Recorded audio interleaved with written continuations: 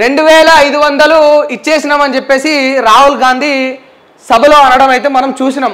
తెలంగాణ మహిళలకు 6 గ్యారెంటీల్లో 2500 వచ్చేసినాయి అని అనడం అయితే చూసినాం. మరి ఆయన యొక్క హిందీలో ఇంగ్లీష్లో. ఇక మరి కేసీఆర్ గారు ఏమని క్వశ్చన్ చేస్తూ ఉన్నారంటే, మరి ఎవరికన్నా వచ్చినాయా 2500? ఓ అమ్మలారా, ఓ అక్కలారా, ఓ చెల్లెలారా, ఓ ఆడబిడ్డలారా, ఓ తల్లులారా, ఎవరికైనా 2500 వచ్చినాయి తెలంగాణలో అని చెప్పేసి కేసీఆర్ గారు క్వశ్చన్ చేసిండ్రు. చూద్దాం మరొక్కసారి ఈ ముచ్చట. రాహుల్ ఇచ్చిండట, మీకు అందినయా అని కేసీఆర్ సూటి ప్రశ్న వేస్తూ ఉన్నాడు ప్రజలకు, ప్రభుత్వానికి కూడా. కాంగ్రెస్ గ్యారంటీలకు అదే మంగళం. ఉన్న స్కీములను నడపరు, చెప్పినవి ఇయ్యరు, రైతు భరోసా లేదు, రైతు బంధు వేయలేదు, డిసెంబర్ 9న రుణమాఫీ అని మాట మార్చిండ్రు, రోజుకో ఒట్టు పెడుతున్న సీఎంను నమ్మొచ్చా? జగిత్యాల రోడ్ షోలో బీఆర్ఎస్ అధినేత కేసీఆర్ గారు అన్న మాటలు ఇట్లా ఉన్నాయి. మరి ఈ మాటలకు ముందట రాహుల్ గాంధీ గారు ఒకసారి ఏం చెప్పిండ్రో ఈ రెండు వార్తలను మనము విశ్లేషించే ప్రయత్నం అయితే ఇక్కడ చేద్దాం. గ్యారంటీలపై కాంగ్రెస్ నయవంచన, 5 గ్యారంటీలు అమలైపోయాయన్న కాంగ్రెస్, రైతు భరోసా చెల్లించామన్న సీఎం రేవంత్ రెడ్డి, రాష్ట్రంలో కరెంటు కోతలే లేవంటున్న డిప్యూటీ సీఎం. నిన్న 4 గంటలు కరెంటు లేదు మా ఉప్పల్ ప్రాంతాన. నేను చెప్తా ఉన్నా, నా గుండె మీద చేసుకొని చెప్తా ఉన్నా, నిజంగా కరెంటు లేదు.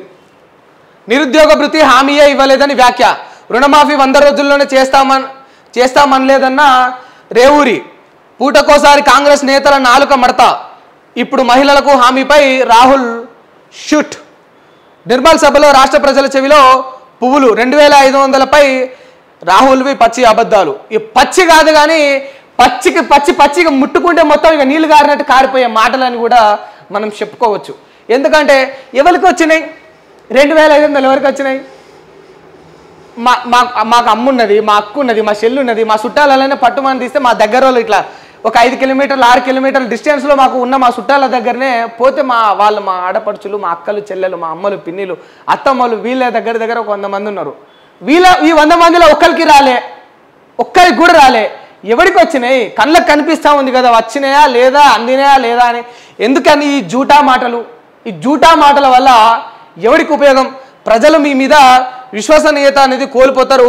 రాహుల్ మహిళలకు క్షమాపణ చెప్పు అని చెప్పేసి హరీష్ రావు ఈ విధంగా మరి కౌంటర్ ఇచ్చిండట, సవాల్ విసిరిండట. ఎందుకంటే 2500 ఇయ్యక ముందుకే నువ్వు ఎట్లా ఇచ్చినా అంటావని చెప్పేసి క్షమాపణ చెప్పాలని చెప్పేసి హరీష్ రావు గారు రాహుల్ గాంధీకి కౌంటర్ వేసిండ్రు.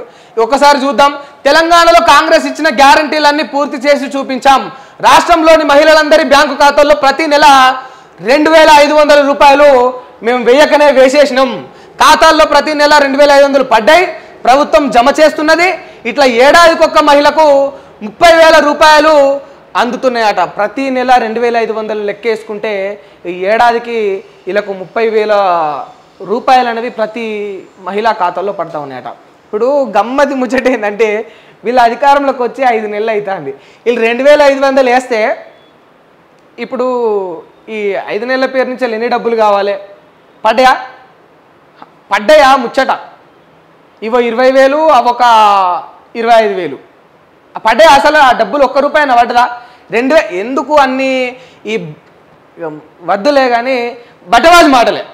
ఎందుకు వద్దు అనాలే, ఇక మేము అనపోతే ఇంకేవాళ్ళంటారు. ఎందుకంటే వీళ్ళను ప్రశ్నించాల్సిన జనాలే వీళ్ళకు ఊడిగం చేస్తూ ఉంటే, అరే ఒరే నీకు ఓటేసింది నేనురా, నిన్ను ఎన్నుకున్నది నేనురా, నువ్వు నాకు సరిగ్గా న్యాయం చేయట్లేదు, నా ఖాతాలో 2500 పడలేదు, కాంగ్రెస్ వస్తే మార్పు వస్తుందని చెప్పేసి మేము ఓటేసినామని చెప్పేసి ఒక అవ్వనో, ఒక అక్కనో, ఒక చెల్లెనో ప్రశ్నిస్తారా? ప్రశ్నించరు.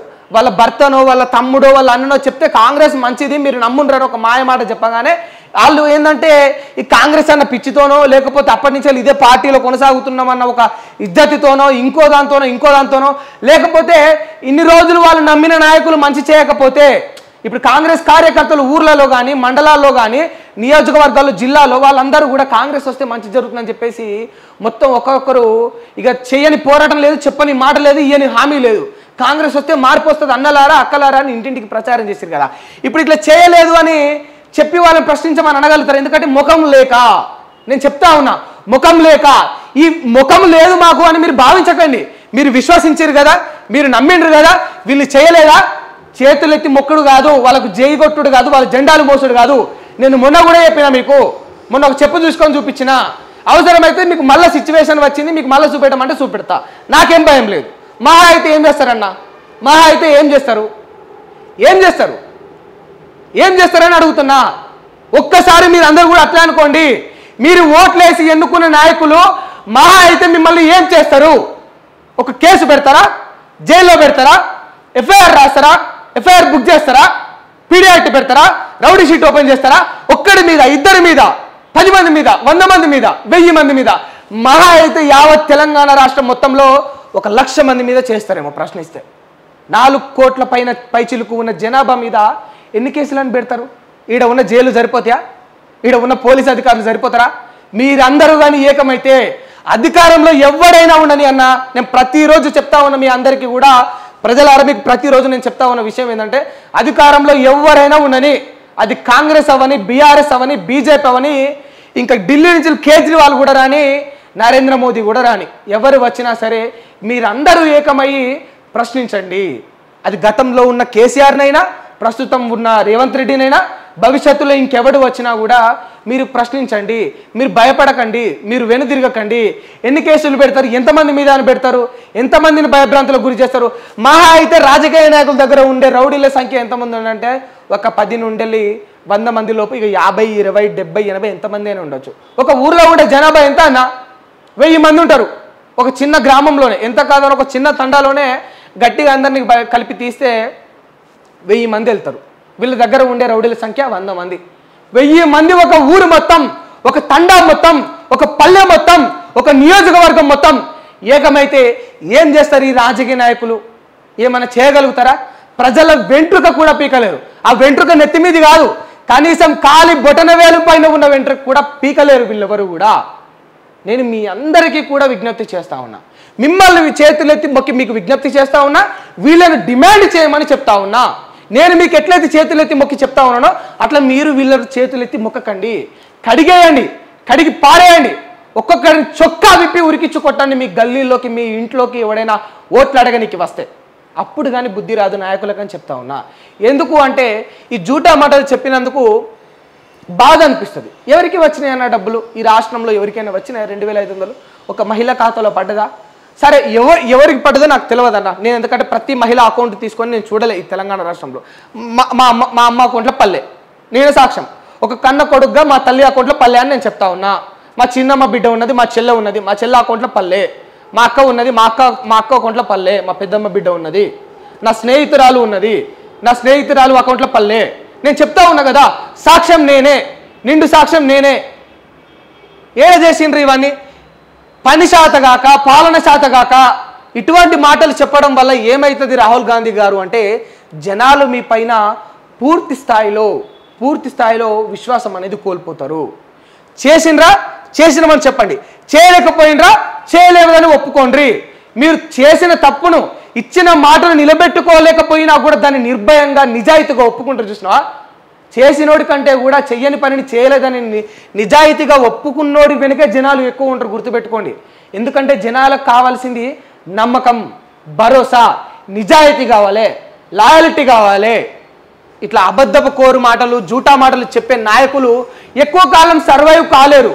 చాలామంది ఏమనుకుంటా ఉంటారు ఈ రాజకీయంలో అంటే, ఇక వీళ్ళే కానీ ఎవరైనా కూడా మనం ఏం చెప్పినా నడిచిపోతుందిరా. ఇప్పుడు 2500 ఇచ్చినామన్నా నడిచిపోతుంది, రేపు గ్యాస్ సిలిండర్ అందినామన్నా నడిచిపోతుంది. ఎందుకు నడిచిపోతుంది అంటే, జనాలు ఎప్పుడు కూడా గతాన్ని గుర్తుపెట్టుకోరు.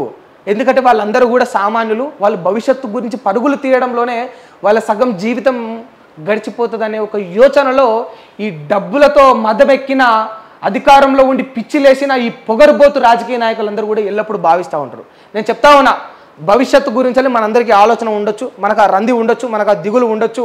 కానీ మనం ఏమనుకుంటా ఉంటామంటే, రేపు డ్యూటీకి వెళ్ళి అక్కడ లాగిన్ అయ్యి సాయంత్రం లాగౌట్ అయ్యి పని చేసుకుంటేనే అక్కడ వచ్చే 800, 1000 రూపాయల, 1500 ఇదే మన భవిష్యత్తు అని మనం భావిస్తూ ఉంటాం. కానీ అది భవిష్యత్తు కాదు, అది ప్రస్తుతం. మన భవిష్యత్తు ఏంటంటే రాజకీయ నాయకులు. మనం ఓటేసి ఎన్నుకునే రాజకీయ నాయకులే మన భవిష్యత్తు. ఇక్కడ ఒక ఆశ్చర్యం ఏంటంటే, వీళ్ళు కేవలం మన భవిష్యత్తే కాదు, రేపటి మన పిల్లల భవిష్యత్తు కూడా వీళ్ళే. ఎందుకు అంటే వీళ్ళ పాలన పైనే మన భవిష్యత్తు అనేది ఆధారపడుతుంది.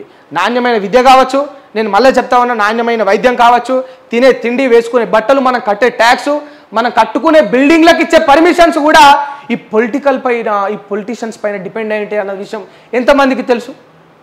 కాదా? ఇది నిజం కాదా? కరెంటు బిల్లు పెంచాలన్నా వీడే, డీజిల్ ధరలు పెంచాలన్నా వీడే, వాటిని తగ్గించాలన్నా వీడే, పాలన సరిగ్గా చేయాలన్నా వీడే, ప్రశ్నించిన ప్రజలను గొంతు నొక్కి కేసులు పెట్టి జైల్లో పెట్టి చితకబాది రౌడీలను చేయాలన్నా కూడా ఈ రాజకీయ నాయకుడే. అవునా కాదా? అవునా కాదా? మీరు ఆలోచించాలి ప్రజలారా ఒక్కసారి. ఎందుకంటే ఇటువంటి నాయకులను ఎన్నుకునే ముందు మీరు ఆలోచించాలా? ఎందుకంటే ఓటేసి పోయినామా, వచ్చిండా లేదా, అయిపోయింది నా పని తీరింది అనుకుంటే పని తీరుడు కాదు, మన పని కథం చేసేస్తారు వీళ్ళు అధికారంలో కూర్చొని మాయమాటలు చెప్తా ఉంటారు. అందుకే కదా ఇంకా కూడా మనం గుడ్డిగా నమ్ముతున్నాం కనుక భారతదేశం ఎదుగుతున్న దేశంగా ఉంది, కనుక ఎదుగుతున్న దేశంగానే ఉన్నది, ఎదగట్లేదు. ఇంత గుడ్డిగా మనం ఒక పొలిటీషియన్ని నమ్ముతాం, వాళ్ళు ఇచ్చిన మాటలను, వాళ్ళ వాగ్దానాలను, వాళ్ళ హామీలను చాలా గుడ్డిగా నమ్మేస్తాం, చాలా గుడ్డిగా. అసలు ఎవరికి ఏం తెలియదు. బీఆర్ఎస్ కార్యకర్తలు అనుకో, ఆ కేసీఆర్ మంచి చేసినా చెడు చేసినా కేసీఆర్ గొప్పడు వాళ్ళకు. కాంగ్రెస్ వాళ్ళకి రేవంత్ రెడ్డి మంచి చేసినా చెడు చేసినా రేవంత్ రెడ్డి గొప్ప. రియాలిటీలో బతకడం లేదు చాలామంది కార్యకర్తలు. తలుచుకుంటే బాగా అనిపిస్తుంది. నేను నిజంగా చెప్తా ఉన్నా అన్న, మీకు ఏమీ రాదన్న మీరు అభిమానించండి. ఇప్పుడు నాకు కూడా పర్సనల్గా ప్రశ్నించినప్పుడు, ప్రతిపక్షంలో ఉన్నప్పుడు రేవంత్ రెడ్డి నాకు ఒక మాస్ లీడర్, ఒక తోపుగా నాకు అనిపించింది. ఇప్పుడు ప్రతిపక్షంలో ఉన్నప్పుడు చూస్తూ ఉన్నా, లేకపోతే నేను చిన్న ఉన్నప్పుడు, నేను షెడ్యూల్ వేసుకునేటప్పుడు, నేను స్కూల్కి పోయే క్రమం నుంచి చూస్తూ ఉన్న తెలంగాణ ఉద్యమం కేసీఆర్ గారు చేస్తూ ఉంటే అప్పుడు నాకు బాగా అనిపించింది. పర్సనల్గా నేను అడ్మైర్ చేసుకుంటా ఒక నాయకుడిని, వాళ్ళ యొక్క మాటలను, వాళ్ళ వాగ్దాటిని, వాళ్ళ యొక్క నాలెడ్జ్ను నేను పర్సనల్గా అడ్మైర్ చేసుకొని నేను కూడా ఫీల్ అయిపోతా, వీళ్ళు బాగా ఉన్నారు, వీళ్ళు బాగా మాట్లాడుతారు. ఒకనొక టైంలో వాళ్ళు మాట్లాడే మాటలు ప్రతిపక్షంలో ఉన్నవారు కానీ, అధికార పక్షంలో ఉన్నవారు కానీ, నేను ఇద్దరిని కూడా ఇష్టపడతా. ఎందుకంటే సందర్భాన్ని బట్టి, వాళ్ళు చెప్పిన మాటలను బట్టి, వాస్తవాలను బట్టి నేను వాళ్ళను ప్రశంసించడం మొదలు పెడతా. అంతవరకే పరిమితంగా అయిపోతా. కానీ ఇక వాడు ఏం చేసినా కూడా నేను ఇట్లా బట్టలన్నీ జింపుకొని, ఇక మొత్తం వాళ్ళ కండువాలు నెత్తి కట్టుకొని, ఇక జెండాలు పట్టుకొని బండ్ల మీద ఇక ర్యాలీలు తీసుకుంటే పోను నేను అట్లా. ఎందుకంటే దానివల్ల నాకు కానీ, నా కుటుంబానికి కానీ, నా దేశ భవిష్యత్తుకు కానీ, నా పల్లెటూరుకు కానీ, లేకపోతే నా పట్టణానికి కానీ ఎటువంటి ప్రయోజనం లేదన్న విషయం నాకు తెలుసు. నా మనసు నాకు చెప్పింది. నువ్వు వాడి వెనకాల తిరిగి ఊడిగం చేస్తే మన భవిష్యత్తు మారదు, చేయకపోతే ప్రశ్నించినప్పుడే మన బ్రతుకు బాగుంటుందనే ఆలోచన మనలో రావాలి. అట్లా వచ్చినప్పుడే నిజంగా ఒక కార్యకర్త జీవితం అనేది బాగుపడుతుంది. అన్న, మీరు ఎన్ని రోజులు వీళ్ళకు ఊడిగం చేస్తారు? భార్య బిడ్డలు లేరా? అక్క చెల్లెలు లేరా? అన్న తమ్ముళ్ళు లేరా? వాళ్ళ భవిష్యత్తు మారాలంటే వీడిచ్చే 5 రూపాయలకు, 10 రూపాయలకు, బిర్యానీ ప్యాకెట్లకు, బీర్లకు మన భవిష్యత్తు, మన బ్రతుకు మారుతుందా అన్న? ఒకసారి ఆలోచించండి అన్న, దయచేసి. నేను నిజంగా చెప్తా ఉన్నా, నా మనసు చాలా బాధపడతా ఉంది. నేను నిజంగా చెప్తా ఉన్నా, వీళ్ళకు ఊడిగం చేయడం వల్ల, ఇంత ఉర్రూత లూగుతూ వీళ్ళ వెనకాల తిరగడం వల్ల మన బ్రతుకులు మారవు. ఓకే, మీరు నిజంగా న్యాయం చేసిన, వీళ్ళు నిజంగా బాగుంటుంటే వాళ్ళ వెనకాల తిరగండి. కానీ ఎట్ ద సేమ్ టైం వాళ్ళు బాగా చేయనప్పుడు కూడా మీరు అదే తీరులో, అదే శక్తితో, అదే ఎనర్జీతో, అదే ధైర్యంతో ప్రశ్నించగలగాల. అప్పుడే ప్రజాస్వామ్యం అనేది నిండుగా నిలబడుతుంది.